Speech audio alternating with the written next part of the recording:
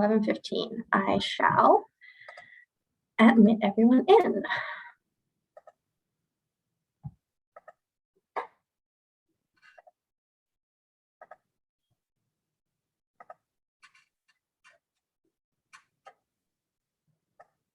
Hi, everyone. We're just going to wait for more people to log in first.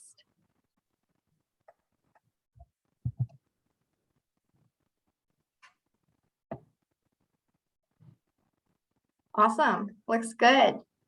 Hi, everyone. Welcome back. Thank you for joining this presentation today on resiliency in the face of change, presented by our title sponsor, Envision Financial. So we're really excited to have Kevin here today, who is the Regional Manager of Business Banking at Envision Financial.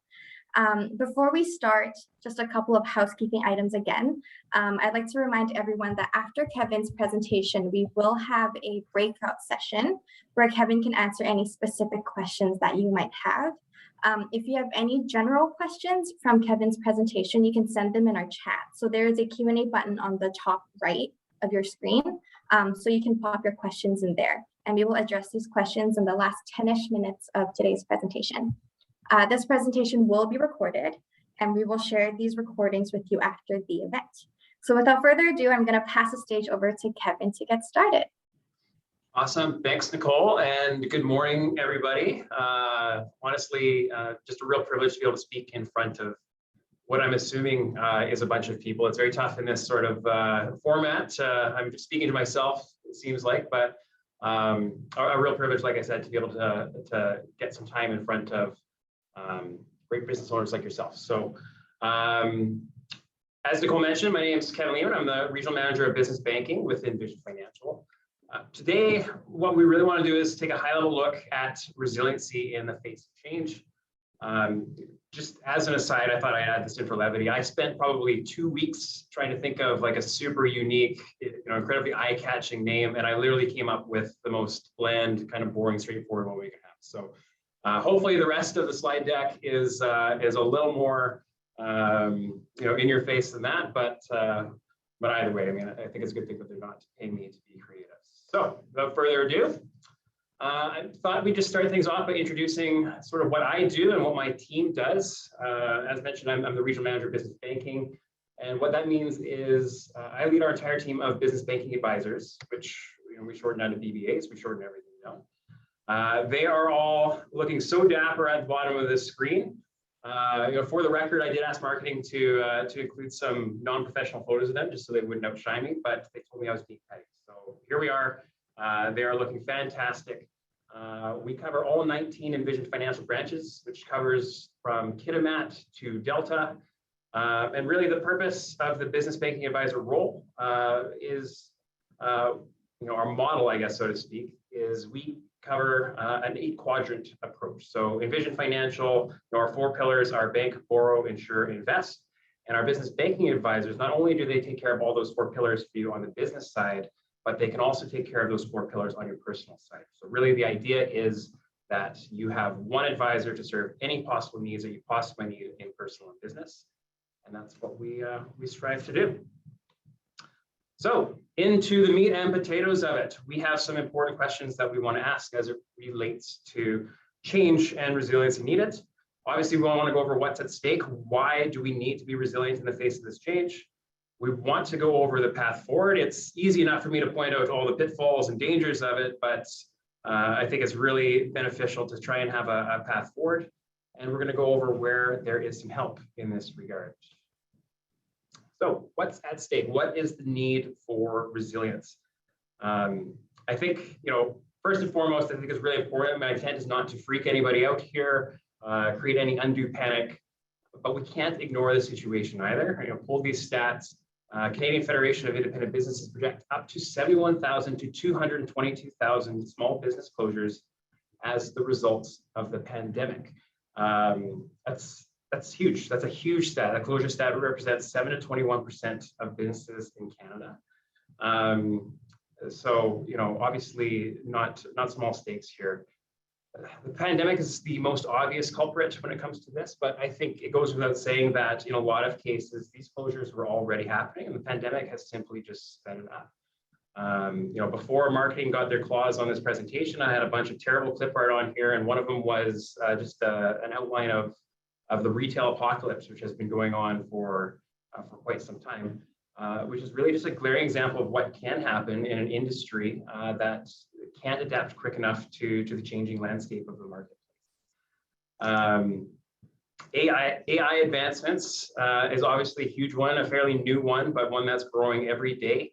It threatens nearly every industry. I know in our industry, we are not immune to that. There are lots of great programs out there, pretty sophisticated, when it comes to robo advice and kind of online remote account opening and things like that.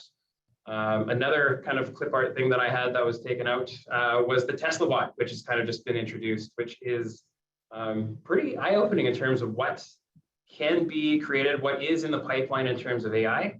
And that is, essentially designed to eliminate boring and dangerous work, which sounds like a good thing, but at the end of the day, it's still designed to eliminate work, which at the end of the day, it just means that the nature of work and the nature of our employment is going to have to change and adapt, lest we get left in the dark. And then the last point is just, it's pretty obvious. The gap between the small and large businesses is growing exponentially. Never as much exemplified as in the pandemic. The Amazons and the Walmarts have thrived in these conditions. Obviously, the reasons why I think are pretty straightforward. They have access to resources that a lot of us don't have. In an apples to apples comparison, it's impossible for small businesses to compete in that landscape.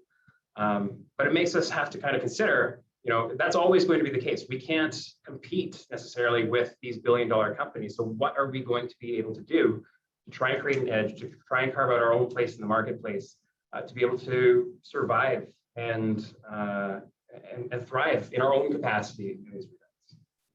So that's it for the doom and gloom. Now let's talk about the path forward. Obviously, just an overview here of what we're going to go over in a little more detail, but embracing digital, you guys could have picked this one out, no problem. It's a huge importance for us going forward in any business, really. Practice being a futurist, we'll go over that in a little bit as well. And then the huge one, in my opinion, certainly, is prioritizing customer experience. Embracing digital. So I think maybe we'll start with the second point first. Pretty eye-opening stat, millennials will make up 75% of the workforce by 2025. Technically, I'm a millennial. I don't feel like it, but it is a fact. And if they're making up 75% of the workforce, well, they're making up a gigantic portion of the overall consumer market, right? And of course, it doesn't come as any surprise. Millennials are well known, stereotypically so perhaps, that they prefer, digital interactions. They prefer more streamlined convenience, ease of use. All these sorts of things are very important, and that's what's going to be required to attract their attention as a consumer. As a result, 65% of growing businesses have accelerated their pace of tech investments during the pandemic. So that's a huge number. Obviously, the pandemic accelerates the need for these sorts of things, but it is slapping us all right in the face that if we're not making moves to embrace digital in some sort of capacity, we're going to be left behind. I was doing some research on this regard, and one of the most, I think, important sort of innovations or adaptations when it came to going digital for businesses was actually a switch to using online systems for a curbside pickup type of interaction. I highlight that because it's not completely digital. The end user experience isn't start to finish digital, but it definitely requires a sophisticated, convenient, straightforward digital platform to be able to, instigate that interaction. And then, that sort of physical interaction needs to be picked up on the back end to create that experience. Recently, last week, I actually used this feature for, I don't think I can probably say the name, but a well-known Swedish furniture store, let's say. And again, I used to hate going to that store, but this procedure was so straightforward. It was so easy. It was so convenient. I was absolutely blown away.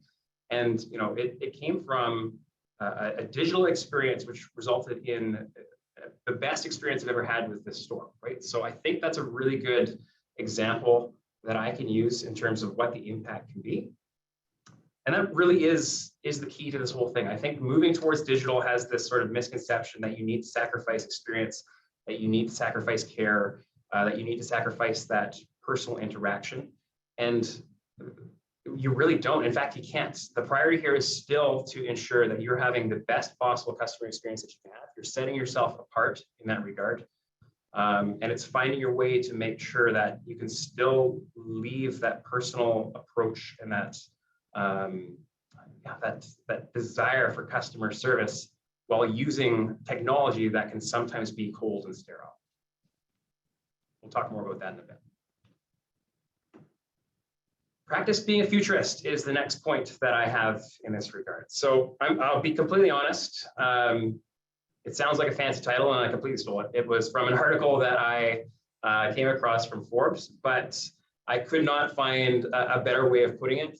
The concept really is pretty straightforward. You need to be proactive when it comes to planning for the future. You may not know what the specific disruption the future is going to hold for you or your business, but you can bet 100% that there's going to be some form of disruption that comes along your way, and you need to be able to have a plan to protect yourself against what that can mean negatively. Which brings us to the next point: having a plan.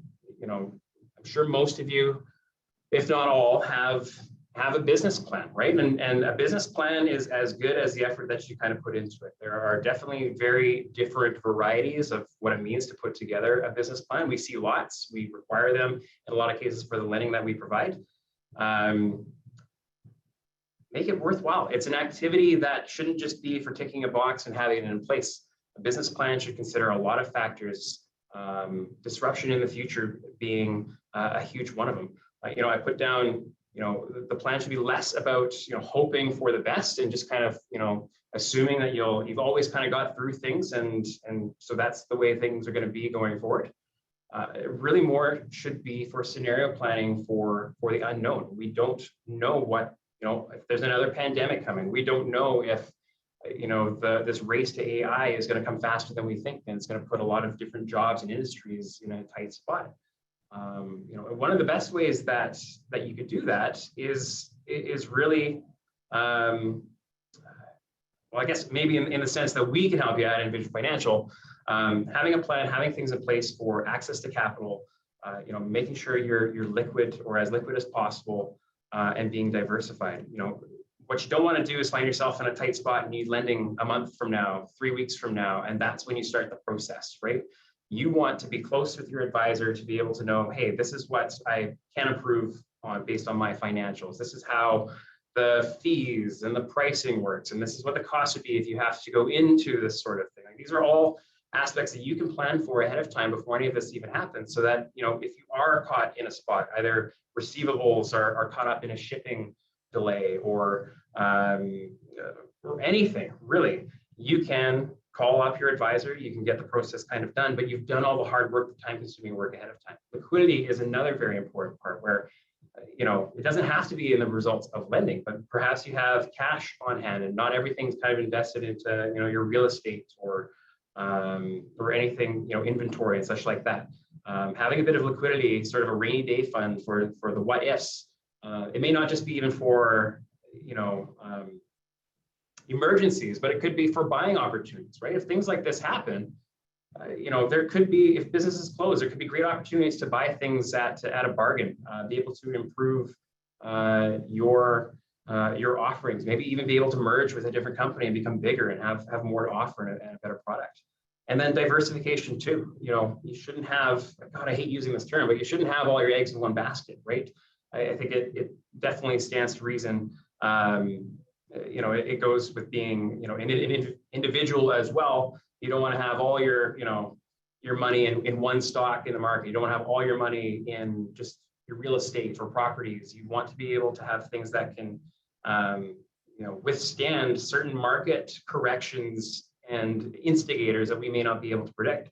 The same thing goes with the business. If you have, a lot of businesses invest every penny that they have into the business, and sometimes you need to do what you need to do. But if you can sort of, get together with an advisor and get some advice, put some plans in place and have some different streams where you can insulate yourself against some of this risk.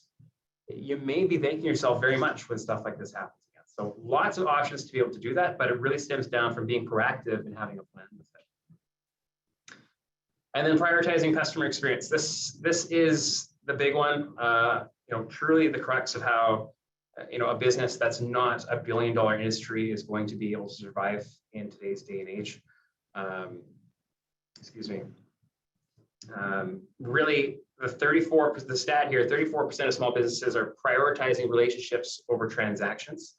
What that really means is that instead of trying to be a business where you're just transactional, you're relying on having the best product or the cheapest price, the most convenient location, a lot of people are now determining that it makes a lot more sense from a long-term perspective of being able to foster those relationships and create loyalty with their customer base, because at the end of the day, it's a better long-term strategy. It's more sustainable. Transactional-based strategies are less sustainable long-term.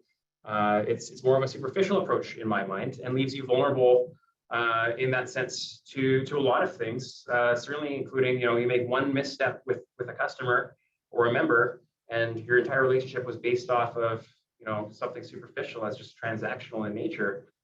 They may be on to the next business, or if a new competitor comes in and maybe, undercuts you in terms of pricing, that's where you become really, really vulnerable. If you can focus on fostering those relationships with people, creating that loyalty, building yourself up as more than just the product you're offering or the price that's on the shelf for the current day, you may be worth an extra amount of markup compared to a competitor. You might not be as vulnerable to some bargain basement discount store coming in next door trying to steal your members, because there is more reason for your customers to be loyal. I guess, really the best thing that really kind of protects against is rate shopping, which I think is very tough. That is why, the Amazons and the Walmarts are doing very well in this sort of environment, because they have the capital and the resources to be able to do it. That's not going away. It's only going to get more pronounced. So how are you as a small business owner going to be able to compete with that? It has to be more than just the products and the prices. And that comes from fostering those relationships. The other reason why that's important is that, currently there is an unprecedented level of transparency and access to information right now. When I compare it to, an advisory meeting that one of our advisors would have, they're sitting across the desk from us discussing mortgage rates. We have to be transparent, because literally across from the desk, they can pull up their phone and they can pull up all the rates of all the different financial institutions that we're in competition with for their business. That's sort of the scenario and the landscape that we're in, and it's very similar across the board for any business that you would be in. The age of information that we're in is great for the consumer, and it keeps us as business owners and business operators very honest when it comes to that. So how do we offset that? You need to be worth more than just the price you're offering, right? When I was coming up through the ranks as an advisor with Envision Financial, that was something that I very much held myself accountable to, and I would often bring it up directly with my members, is that I felt that I was worth at least 20 basis points. My relationship and the advice I was providing and the level of service that I was being able to provide, in my mind, was worth 20 basis points. So if they came to me with a mortgage rate lower than, I guess bigger discount than 20 basis points than what we were offering, then yes, that makes sense. It's your biggest annual expense. At some point, you need to do what's right for you. But if it was within that 20 basis points, I felt like I could make an argument with my members who appreciated what I had to offer and the level of extra that I could provide, that it was worth it. And by and large, I did not have a lot of people leaving to go with the rate cutting offers being offered elsewhere. So I think that's really the best analogy that I can provide. In whatever capacity your industry is in, you need to be able to show your value, and you need to be able to come to the forefront to be worth more than the inevitable rate shopping environment's going to threaten. So, those are really the key points in terms of what's going to set you on the path forward. I think the key here, and I do think, especially when it comes to digital, there's a lot of concern or confusion or just questions in general on how you're going to be able to do it. Not a lot of people are inherently comfortable with digital. It takes a lot of resources and capital to be able to invest in it. Really the theme of this message and this slide is that you don't have to do it alone. Obviously, you are, an expert in your own respective field. You're running your business. You are putting your heart and soul into what your business provides. But there are other aspects that you need to have a level of expertise in to be able to continue to adapt, to offer digital services, to be able to, even create a more succinct and strategic business plan, et cetera. And the beautiful thing is that there are partners all over that are experts in those areas that can help serve, the growth of your business, whether it be, accountants or even social marketing, social media marketing firms. You can get that on large scale, small scale, whatever you need. I guarantee you there's probably somebody that is an expert in that service willing to partner with you. And I think there's a lot of value in that, which really, segues to the bottom part of this slide. And, far be it from me to not use this opportunity as a shameless plug for what Envision Financial does and can offer you and your business. But here we are, and here's my shameless plug. I'm going to use this opportunity as best I can. We can help. We are absolutely experts in our field when it comes to everything banking related. I touched on before, our business banking advisors really do strive for that 8-quadrant approach because we do feel that's important. It's nice to have a single point of contact, a single relationship to be able to rely on if you have a need in any capacity when it comes to finance, whether it be personal or business. But again, we're a local credit union. Our decision making is done locally. But we're also a big credit union. We have over $16 billion in assets under management. It provides us a lot of ability to lend out on that capital, to be able to be creative if things don't necessarily fit in the box for your business when it comes to lending or investment or anything else like that. It allows us to be competitive in the pricing landscape. It allows us to have great digital offerings and convenience of use.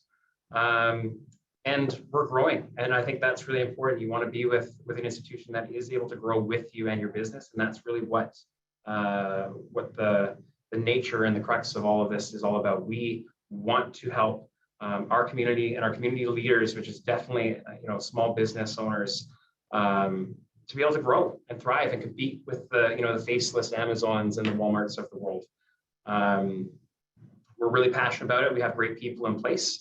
And we're definitely happy to help you if you have any needs in that regard. I show this next slide. It's just sort of an encapsulation of the partner approach that we take and the level of service and really just our mindset when it comes to how we interact and treat our members.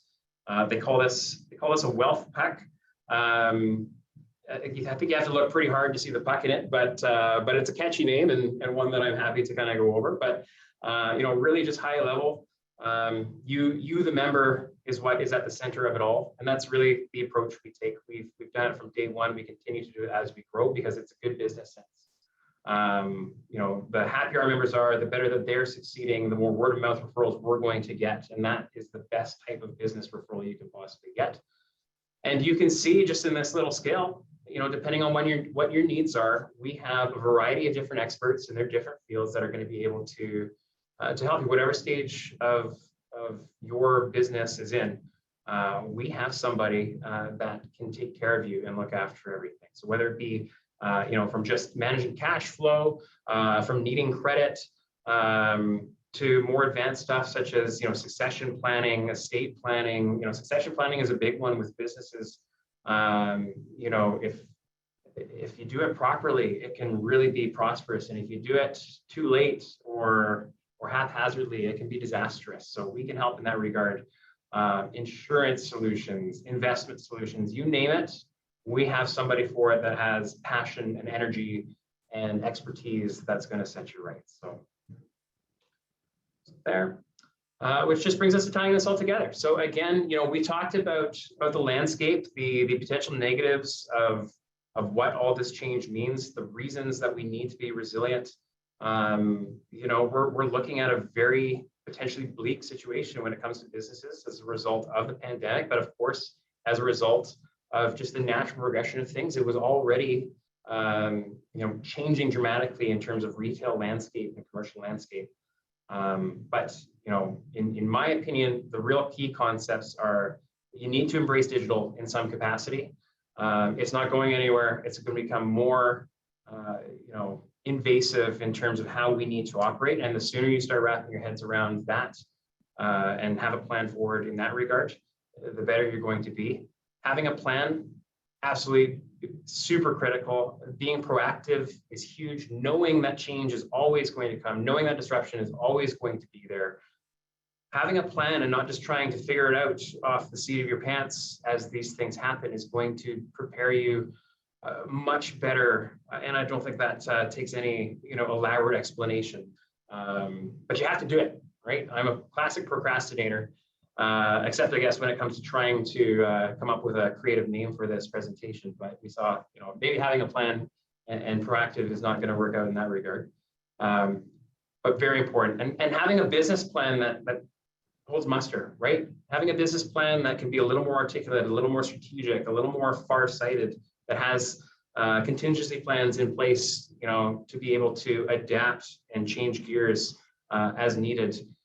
The more effort and detail you can put into that, the better you're going to benefit. And obviously the most important one, customer experience, absolutely everything. I believe that to the core of my being. It's the most universal concept that any business is going to have a success with. So you need to make your customer first. You need to know what the customer is looking for, of course, but it has to come from a passion. You need to show your worth. You need to show your value. You need to be worth more than the bargain basement prices that your larger competitors can offer, because you can't compete in that landscape. But what they can't compete with is your level of attention to detail and your care and your passion for your customers and your members. And again, finally, just don't do it alone. There are lots of people out there to be able to help you in areas that you may not be an expert with. Partner. We're all part of the same business community. We're all in this together. We're all up against the same sort of big faceless corporations. We can make a huge difference by coming together and helping each other and utilizing each other's services to be able to move forward in a stronger capacity. And then my last slide before I think we're over here is just, as you can see, just a contact us screen. Jesse, Garrett, and myself are the regional managers of our respective divisions within First West Credit Union. And those lovely names below are all of our business banking advisors for Envision Financial. So if you do have any needs, if you do have any questions, there are no obligations. We are here to help. We don't charge for our services. Please reach out. We are passionate and committed to helping you and your business grow, to helping you and your family thrive as we all kind of make our way in this crazy environment. We'd love to hear from you and we'd love to help. And I think that's it. That was pretty close to 30 minutes. I can't believe it. Yeah, that was pretty spot on. Well done. Well, thanks so much for that, Kevin. If you want to stop sharing and then we can see our faces nice and big. I'm sure everybody wants to see our smiling faces as we chat back and forth. Yeah, I really appreciate that presentation. That last point there really resonated with me about not doing it alone. I know with so many clients that I work with, they find entrepreneurship to be such an isolating experience, even if they are kind of client facing. So having somebody to talk to, financial advisors, stuff like that, such important, so useful. So I'm just going to encourage everybody on the chat on the right hand side, there's a question and answer tab. So if you want to put a question up there, then I can read them to Kevin now. If there's any questions that are quite specific or ones that we don't get to, I encourage you to join up in the breakout room after this meeting. So the question that I see here is, Where do you start with a business loan? It's a great question that we get quite a bit. Yeah, and we get it quite a bit as well, right? So I think that, the first step is to be able to have an advisor that you can trust. We're well versed and be able to tell you all the documentation that we're going to need, all the criteria that you would likely have to kind of meet for us to be able to lend to a business. That more comes into play with newer businesses, but that being said, new businesses, existing businesses, the first step is really just reaching out and finding the specifics, because every institution is different, right? And I'm not naive enough to think that we're going to get 100% of all of you to move everything to Envision if you're not already. So reach out to your advisor at whichever institution that you're at. They should be able to tell you pretty succinctly and specific to your business and your scenario what information they're going to need, depending on the lending that you're looking for, right? So some of the key ideas I think are helpful to have in place is to have a business plan that really does help when we speak to our 5 C's of credit. It definitely speaks to an aspect of it where you've got a plan, there's a forecast of growth. It's a better sort of highlight to us and a pitch, so to speak, as to why we should be joining you in this journey of lending you the capital to be able to pursue the growth of your own business, right? Having your financials in shape, done by an accountant, always helpful. Specific, definitely depending on the significance and complexity of the lending that you're looking for. It's just sort of a ducks in the row kind of approach. But the more information that you have ready to go, and I would say that my ask of my advisors is certainly to when we get questions like this, to present them with everything that we will need, with the understanding that until we get all of this information, because we're painting a picture and we need to truly understand what the business is all about and where they're going and what the needs are and what are the risks and what are the pros and cons. We need all of this information in place, but our commitment then is once we get it, then we can work hard and really try and make this work. And if we need to kind of go outside of the box, which often we do with businesses, it's very, very rare that we're dealing with just absolutely slam dunk, non-issue kind of lending. But we can do it when we have the whole story. So the more prepared you are, the quicker you can kind of get it to us succinctly is going to go a long way and be able to get you an answer quickly. And for us to be able to come up with maybe creative solutions if they're needed quickly as well. Definitely. I'd like to sort of add to that, like going to the financial institution, the person that you're looking to get lending from, get that information, so important. What you're gonna find most of the time is a business plan will be needed. That's when you jump back on Small Business BC's website. We've got a template, we've got a lot of services there. That's a lot of what I do as well, is working with clients to help improve their business plans, so that when you do go to the bank, you go to the bank first, find out what you need. When you go back with that business plan, you're going back with one that Kevin says supplies that total, all the information, the full story of your business. And that's what's really important about having a robust, strong plan. So I was also wondering, for small business owners, a lot of the ones that I come across, not so comfortable with the financial side of the business. That's kind of where they're most uncomfortable. What do you suggest? Where do you suggest they start? Who do you suggest they talk to? It's really tough, because obviously when you're starting a small business, for the most part, you've drained all of your capital. You're living off of fumes when it comes to the extra expenses that you can't afford. I think this can be, if you feel that you have a need for lending, though, I think you really need to wrap your head around the importance of having those financials done well. If they are done inaccurately, without a lot of substance, so to speak, you may not be given the benefit of the doubt when it comes to lending. And I would argue that access to that lending is going to be more important than the costs it takes by getting an expert in the field of accounting and bookkeeping, et cetera. That in comparison is a small investment to pay for potentially big dividends, right? It may not be as important if you don't forecast yourself needing lending right off the hop, You may be trying to invest all of your net proceeds into the business so that it can grow to a point where you can lend or receive lending. But when you start, forecasting you need lending, you need to start early, because in a lot of cases we're using 2-3 years of financials. If it's only the most recent year that you've got, accurate, succinct, in-depth financials, that could be an issue, and we may not have, as much confidence in taking a chance, which at the end of the day is what, a lending institution has to do. We have to have faith in the business that is going to be able to pay back what was lent to it.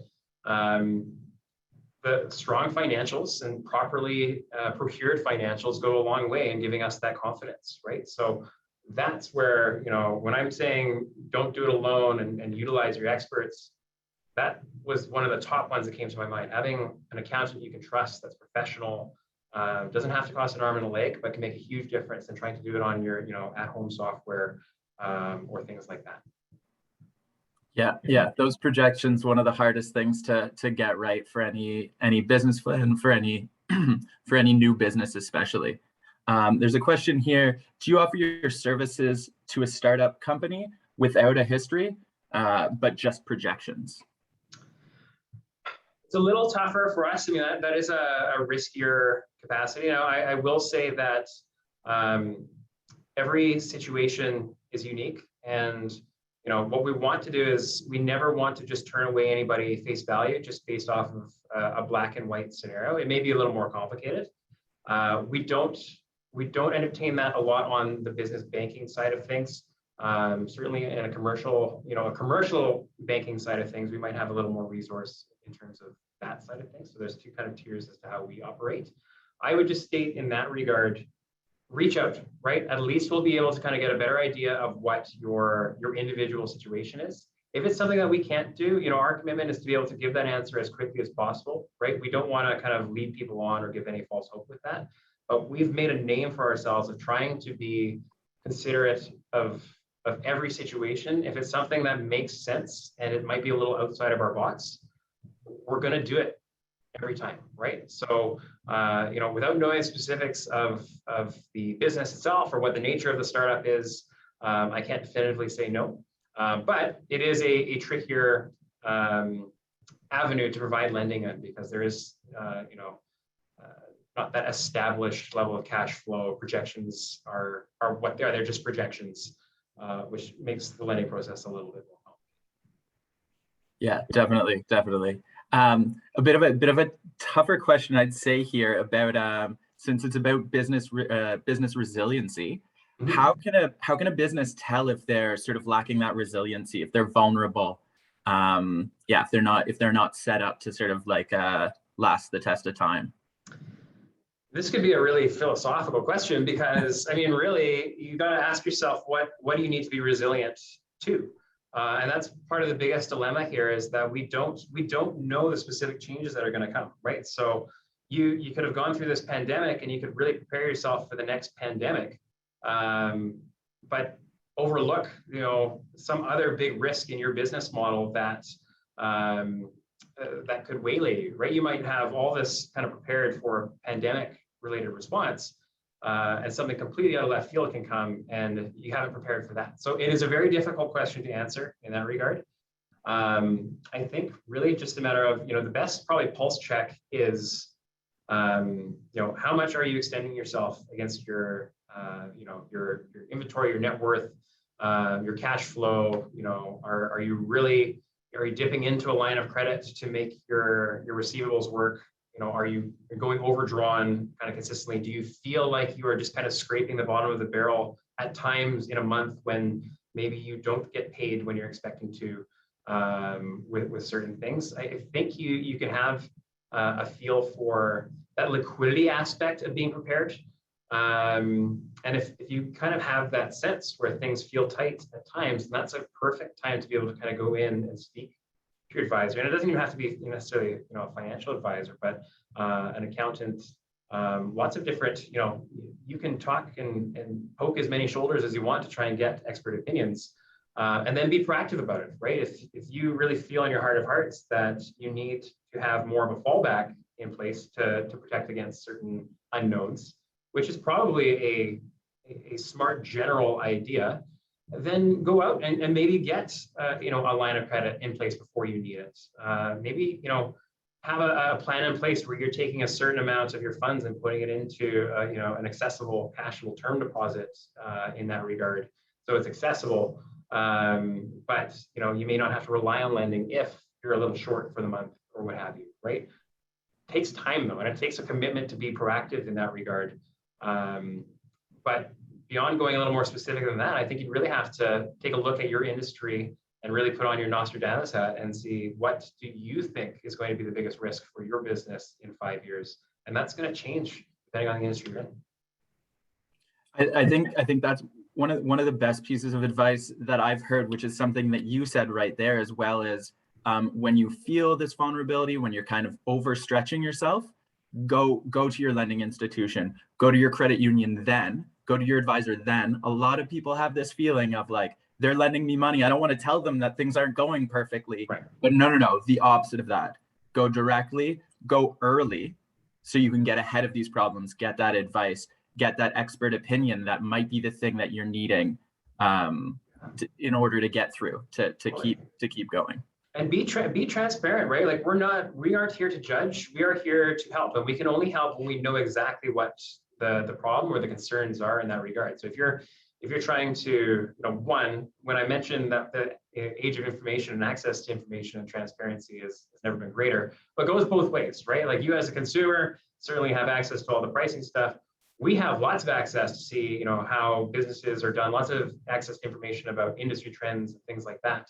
And we can compare, financials to comparables and things like that. So, what we just need to know is the story. Where do you need the help? Where is the pain? Then we can sort of dissect that, digest it, be able to come up with a plan specific to your needs. And the more open and transparent you are with us, the more specific we can be. And the more specific we can be, the better the plan forward is going to be. Yeah, definitely. That sounds wonderful. I think we've run out of time now. So the questions that we weren't able to get to, or if there's a few questions that were really specific, I encourage you to go to the breakout room at 12 o'clock, where Kevin will be. You can ask some specific questions there. Also, here's my shameless plug. There's a lot of business planning resources on the Small Business BC website that I really encourage you to go to. That's a lot of what we're talking about is planning ahead, and having a good template to do that, having the right resources was really helpful. So thank you so much, Kevin, for your presentation today. Really enjoyed that.